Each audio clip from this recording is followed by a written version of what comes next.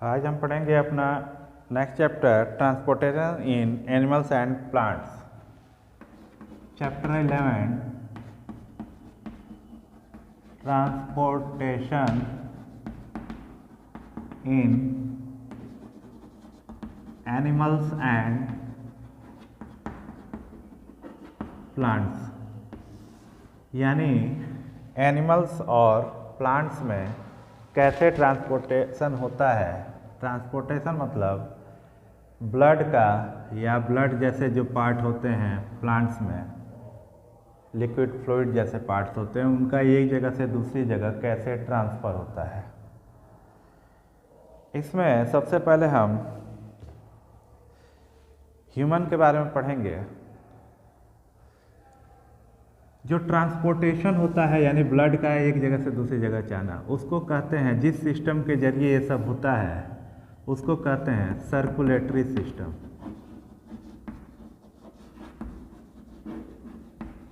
यानी कि ब्लड का ट्रांसफ़र एक सेंट्रल पार्ट जिसको हार्ट कहते हैं वहाँ से और पूरे बॉडी में जो सर्कुलेट होता है उसको हम सर्कुलेटरी सिस्टम के बोलते हैं और इसी के थ्रू उसका अध्ययन करेंगे यानी स्टडी करेंगे।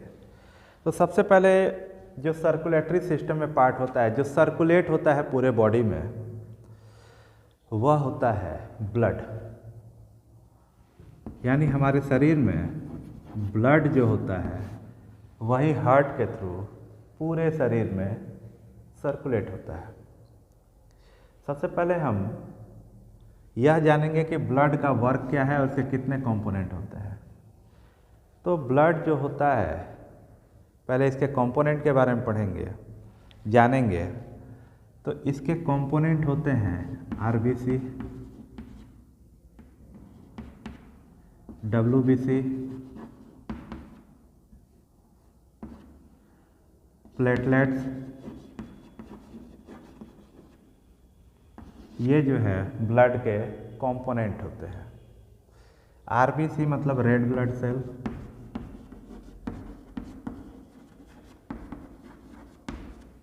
वाइट ब्लड सेल, डब्ल्यूबीसी का मतलब, और ये प्लेटलेट्स से कहलाता है। यानी कि ब्लड में ये जो तीन चीज़ें मौजूद रहती हैं। अब रेड ब्लड सेल का काम होता है ऑक्सीजन को कैरी करना। रेड ब्लड सेल का काम होता है ऑक्सीजन को कैरी करना, यानी कि यह ऑक्सीजन को अपने साथ लेके और सेल के अंदर ले जाती है। ये नहीं रहेगा तो ऑक्सीजन जो है सेल के अंदर नहीं जाएगा और हम लोग को एनर्जी नहीं मिल पाएगी। वाइट ब्लड सेल होता है, यह हमको रोगों से बचाव करने में मदद करता है। यानी कि जो भी हम अनजाने में वायरस, बैक्टीरिया या इस टाइप की जो भी चीज़ें शरीर में चली जाती है, तो यथासंभव वह अपनी शक्ति के अनुसार इससे लड़ता है, उन फॉरेन पार्टिकल से लड़ता है। इसको हम वाइट ब्लड सेल कहते हैं। प्लेटलेट्स, कहीं पे भी हमको शरीर में चोट लग जाए, ब्लड बाहर आने लगे, कुछ देर तक हम उसको दबाते हैं और दबाने के बाद ब्लड अपने आप बंद हो जाता है। तो इन द सेंस कि ब्लड क्यों बंद होता है आना, तो क्योंकि वो जो प्लेटलेट्स के कण होते हैं, ये प्लेटलेट्स होते हैं, वह प्लेटलेट्स ब्लड के जहाँ पे कटिंग पार्ट होता है वहाँ पे आके वह जमा हो जाते हैं। जब जमा हो जाते हैं तो वहाँ से ब्लड निकलना बंद हो जाता है। यानी कि अगर प्लेटलेट्स ना रहें तो एक बार कहीं से कट लग जाए तो फिर वो बंद होना मुमकिन नहीं होगा।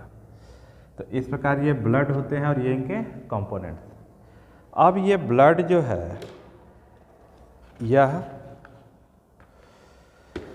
किसके जरिए पूरे शरीर में फैलता है, तो यह ब्लड जिसके जरिए पूरे शरीर में फैलता है वो होता है ब्लड वेजल्स।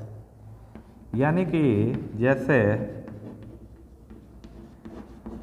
जैसे पानी का पाइप होता है और पानी के पाइप से जैसे ऊपर हमारे घरों के छतों पे एक टैंक रखा होता है, टैंक में पानी इकट्ठा होता है और पाइप लगा रहता है। उस पाइप के जरिए पूरे घरों में पानी की सप्लाई होती है।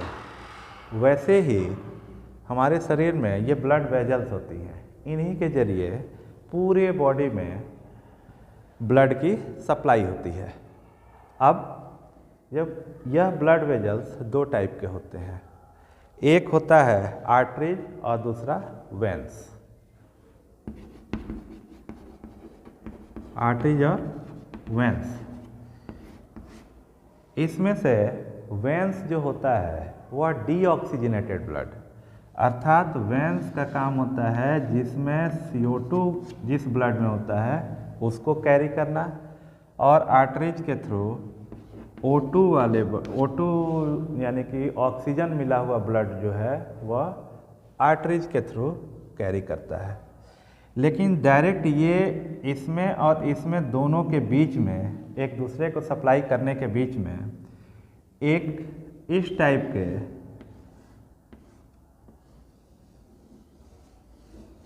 सिस्टम बना होता है, इसको कहते हैं कैपिलरीज।